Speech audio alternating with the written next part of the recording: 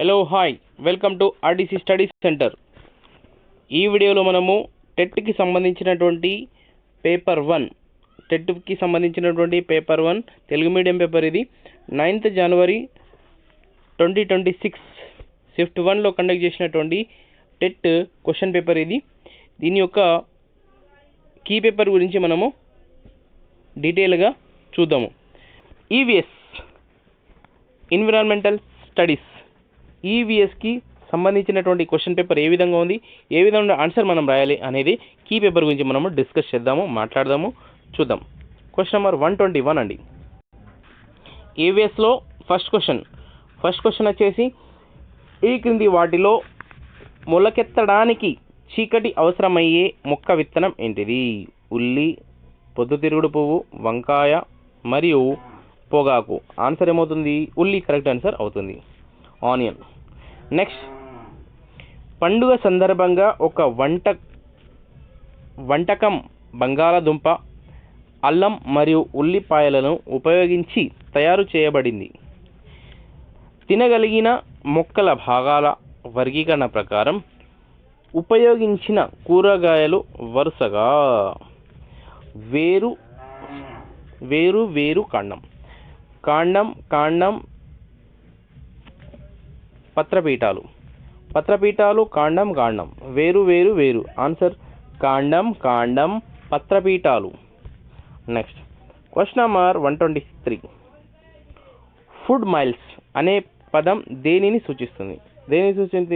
ఒక వ్యక్తి రోజులో తినే భోజనాల సంఖ్య, ఆహారం ఉత్పత్తి నుండి వినియోగానికి ప్రయాణించే దూరం, ఒక పూట ఆహారంలో ఉండే కేలరీలు, ఆహారాన్ని ఒక ప్రదేశం నుండి మరొక ప్రదేశానికి రవాణా చేయడానికి అయ్యే ఖర్చు.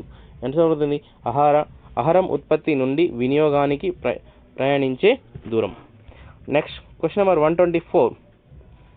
వాయు పీడనం తగ్గడానికి కారణం? అధిక వేగంతో వీచే గాలులు, వేడి గాలి భూ ఉపరితలం నుండి పైకి పోవడం, చల్లని గాలి భూ ఉపరితలానికి దిగడం. సరైన సమాధానాన్ని ఎంచుకోండి. క్వశ్చన్ నెంబర్ ఆన్సర్ ఏంటిది? బి మాత్రమే అన్నారు. మరి బి ఆన్సర్ ఏంటిది? బి ఏంటిది? వేడి గాలి భూ ఉపరితలం నుండి పైకి పోవడం. Next question 125. మానవ రక్తంలో ఎర్ర రక్త కణాలు జీవించే కాలం సుమారు 30 రోజులు, 60 రోజులు, 120 డేస్, 180 డేస్. ఆన్సర్ ఏమవుతుంది? 120. 120 రోజులు ఉంటాయి ప్రాణాలతో. నెక్స్ట్ 126. సినిమాల్లో వేగంగా చూపబడిన స్థిర చిత్రాల శ్రేణి నిరంతర చలనచిత్రంగా కనిపిస్తుంది. ఇది ప్రతిబింబం యొక్క ముద్ర రెటీనాలో సుమారుగా ఎంతసేపు ఉండటం వలన సాధ్యమవుతుంది? 1/16 సెకండ్లు, 1/10, 1/2, 1 సెకండ్. ఆన్సర్ ఏమవుతుంది? 1/16 కరెక్ట్ ఆన్సర్ అవుతుంది. Next question 127. ఎత్తైన పర్వతాలను అధిరోహించే పర్వతారోహకులు తరచుగా ఊపిరి ఆడనట్లు భావించటానికి గల కారణం ఏమిటి? ఎత్తైన ప్రదేశాలలో హిమోగ్లోబిన్ స్థాయిలు అకస్మాత్తుగా పెరుగుతాయి. ఎత్తైన ప్రదేశాలలో ఆక్సిజన్ ఎక్కువగా ఉండటం వలన హిమోగ్లోబిన్ ఆక్సిజన్తో సంబంధించి ఉండటం తగ్గడం. Answer second one correct answer అవుతుంది. Next question 128.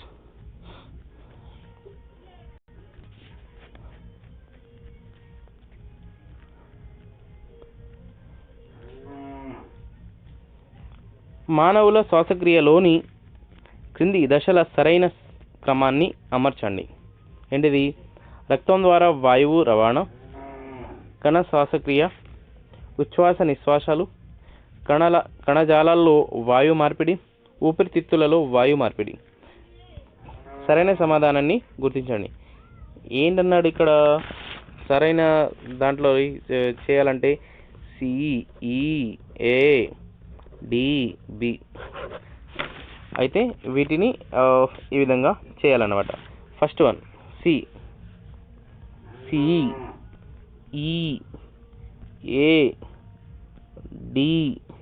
మరియు బి. ఏమి? ఫస్ట్ వన్ సి ఉచ్ఛ్వాస నిశ్వాసలు. నెక్స్ట్ ఈ ఊపిరితిత్తులలో వాయు మార్పిడి.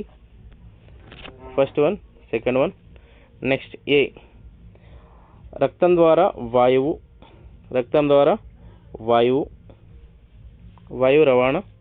నెక్స్ట్ డి కణజాలాల్లో వాయు మార్పిడి. నెక్స్ట్ బి కణ శ్వాసక్రియ. ఇదండి మన ఆన్సర్. నెక్స్ట్ క్వశ్చన్ 129 స్క్రీన్ పైన కనిపిస్తుంది.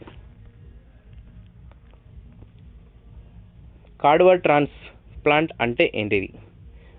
జీవించి ఉన్న ధాత నుండి అవయవ మార్పిడి, బ్రెయిన్ డెడ్ అయిన వ్యక్తి నుండి అవయవ మార్పిడి, కృత్రిమ అవయవ మార్పిడి, జంతువు నుండి అవయవ మార్పిడి. కరెక్ట్ ఆన్సర్ ఏంటి? బ్రెయిన్ డెడ్ అయిన వ్యక్తి నుండి అవయవ మార్పిడిని కార్డియాక్ ట్రాన్స్ప్లాంట్ అంటారు. Next question number 130.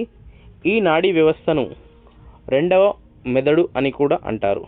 కేంద్ర నాడీ వ్యవస్థ, సానుభూత పరనాడీ వ్యవస్థ, జీర్ణనాడీ వ్యవస్థ మరియు సహానుభూత నాడీ వ్యవస్థ.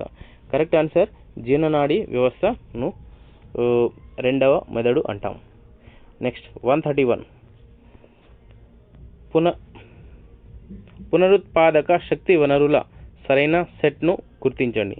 ఏంటిది? సౌరశక్తి, పవనశక్తి, ఉష్ణశక్తి. సౌరశక్తి బయోమాస్ శక్తి, భూ అంతర్గత ఉష్ణశక్తి.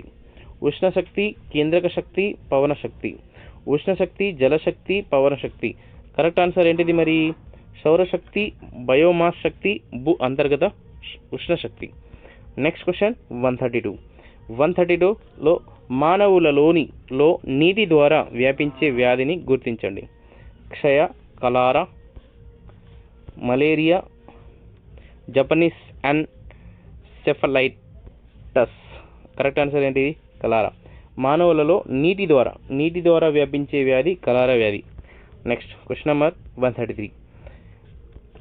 20 డిగ్రీల పశ్చిమ రేఖాంశం వద్ద ఉన్న ఎక్స్ నగరం యొక్క స్థానిక సమయం ఉదయం 10 గంటలు అయితే 40 డిగ్రీ తూర్పు రేఖాంశం వద్ద ఉన్న వై నగరం యొక్క స్థానిక సమయం ఎంత అవుతుంది?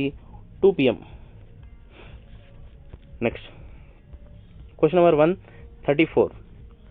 భూగోళ శాస్త్రవేత్తలు చేసిన అధ్యయనం ప్రకారం గాలి మరియు నీటి వల్ల రూపొందించే భూస్వరూపాలను ఈ విధంగా పిలుస్తారు. ఏ విధంగా పిలుస్తారు? 3వ శ్రేణి భూస్వరూపాలుగా పిలుస్తారు. 4th వన్ కరెక్ట్ ఆన్సర్ అవుతుంది. నెక్స్ట్ 135. ఉష్ణమండల అధిక పీడన మేఖల నుండి భూమధ్య రేఖ అల్పపీడన మేఖల వైపులా వీచి ప్రపంచ పవనాలను ఇలా అంటారు. ఏమంటారు? వ్యాపార పవనాలు అని అంటారు. Next question number 136. ఈ అడవులు ఎక్కువగా సముద్ర తీరంలో, ఇసుక బీచ్లలో, చిత్తడి నేలల్లో మరియు అలల ప్రభావానికి గురైన భూములలో ఎక్కువగా పెరుగుతాయి.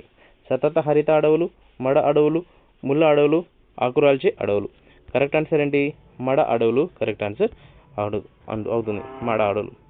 137. Question number 137. జాతక కథలు అంటే గౌతమ బుద్ధుని గత జన్మను వివరించే పురాతన భారతీయ కథ సంకలనంను జాతక కథ అంటాం. నెక్స్ట్ 138. క్రింది వాటిలో ఒకరు అల్వార్లలో ముఖ్యమైన వారు? Manikya Vasagar. Next question number 139. Rani Rudramadevi చందుపట్లలో వీరితో జరిగిన యుద్ధంలో ప్రాణాలు కోల్పోయింది. ఎవరు? Kayastha Ambadeva. Next question number 140. రాజ్యాంగంలోని ఆర్టికల్ 356లో నిబంధనల ప్రకారం వీరి సలహాను అనుసరించి రాష్ట్రపతి రాష్ట్ర ప్రభుత్వాన్ని రద్దు చేసి గవర్నర్ను రాష్ట్ర పరిపాలనను చేపట్టమని ఆదేశించారు? ఎవరు? ప్రధానమంత్రి నేతృత్వంలోని కేంద్ర మంత్రి మండలి. Next question number 141. శ్రీకృష్ణదేవరాయల కాలంలో విజయనగర సామ్రాజ్యాన్ని సందర్శించిన పోర్చుగీసు యాత్రికులు ఎవరు? డొమింగ్ పేస్. Next question number 142. క్రింది వాటిలో మొఘల్ జబ్ద్ రెవెన్యూ వ్యవస్థ యొక్క ముఖ్య లక్షణాన్ని గుర్తించండి. భూమిని జాగ్రత్తగా సర్వే చేసి సగటు ఉత్పత్తి ఆధారంగా ఆదాయాన్ని నిర్ణయించడం. 143. భారత రాజ్యాంగాన్ని రూపొందించడానికి ఆగస్టు 29, 1947న ఈ కమిటీ ఏర్పాటు చేయబడింది. ఈ కమిటీ ముసాయిదా కమిటీ ఏర్పాటు చేయడం జరిగింది. Question number 144. తెలంగాణ రాష్ట్రంలోని ఈ జిల్లాలో భూగత జలపాతాలు ఉన్నాయి. Mulugu. Next answer question number 145. క్రింది వాటిలో డిజిటల్ బోధనా విధానాన్ని గుర్తించండి. Interactive flat panel correct answer అవుతుంది. నెక్స్ట్ 146. వార్షిక ప్రణాళికను రూపొందించేటప్పుడు పరిగణించవలసిన ముఖ్యమైన అంశం పాఠ్యపుస్తకం యొక్క తాత్విక నేపథ్యాన్ని అర్థం చేసుకోవడం. Next question number 147. ఈ కింది వ్యాఖ్యలలో ప్రాజెక్టు బోధన పద్ధతికి సంబంధించినది కానిది ప్రాజెక్టు పద్ధతి యొక్క ఉపాధ్యాయ కేంద్రీకృత పద్ధతిని అనుసరిస్తుంది. కాదు, ఇది ప్రాజెక్టు పద్ధతి వ్యవహారిక సత్తావాదంపై ఆధారపడి ఉంటుంది. Okay. William H Kilpatrick project పద్ధతిని వివరించారు. ప్రాజెక్ట్ పద్ధతి నిజ జీవిత కార్యకలాపాల ద్వారా నేర్చుకోవడం నొక్కి చెబుతుంది. కాబట్టి 4th one కరెక్ట్ ఆన్సర్. ఇవి మొత్తం కరెక్ట్, ఇది ఒకటి రాంగ్, కాబట్టి 4th one right answer. Next జతపరచడం. పరిసరమునకు సంబంధించిన ఈ కింది వాటిని జతపరచండి. చూడండి, కంపల్సరీ జతపరచుట మ్యాచ్ ద ఫాలోయింగ్ అనేది బాగా ఇంపార్టెంట్. చూడండి, భాగ్ ఏ, భాగ్ బి. చూడండి, భాగ్ హిమాలయ పర్వతములు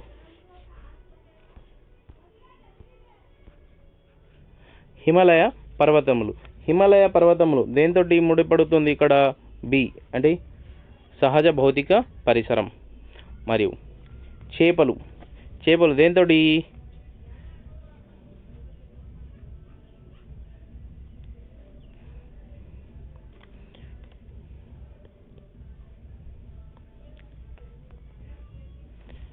జైవిక పరిసరం. వంతెనలు దేంతో? మానవ నిర్మిత పరిసరం. ఇది స్క్రీన్ షాట్ తీసుకుంటారా, మీరు రాసుకుంటారా, మీ ఇష్టం, కానీ ఇది కూడా చాలా ఇంపార్టెంట్ అండి. Next question number 149.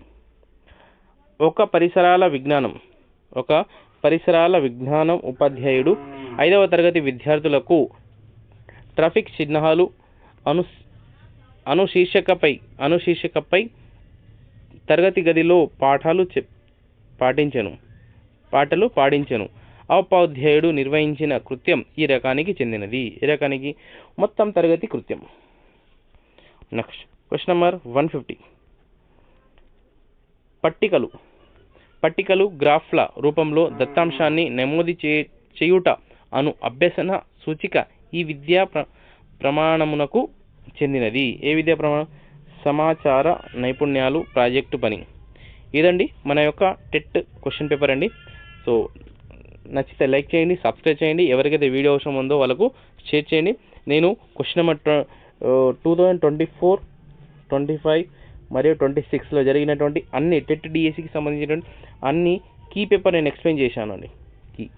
Key paper explain చేశాను. ఒక్కసారి చూడండి, లైక్ చేయండి, సబ్స్క్రైబ్ చేయండి. ఎవరికైతే అవసరం ఉందో వాళ్ళకు షేర్ చేయండి. Thank you so much.